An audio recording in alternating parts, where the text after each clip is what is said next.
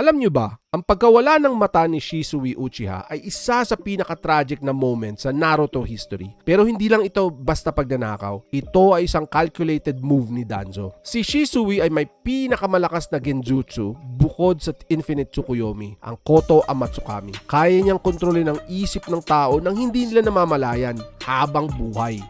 Dahil dito natakot si Danzo na gamitin ito ni Shisui para pigilan ng Uchiha Kudeta sa pamamagitan ng kapayapaan. So ang gusto ni Danzo yung absolute control at ang kapangyarihan ni Shisui ay ang susi para makuha niya yon nang hindi siya pumapatay. So kinuha ni Danzo ang mata ni Shisui para siguraduhin na ang Konoha o ang kapangyarihan ng Konoha ay mapanatili sa kanyang sariling paraan. Isang napakaruming laro pero para kay Danzo ito ay isang noble goal umano. So sa tingin nyo, tama ba si Danzo? Dapat hinayaan niyang gamitin ni Shisui ang Koto Amatsukami? Comment down below, wag mong kalimutan mag-like and subscribe kay Robotaco X.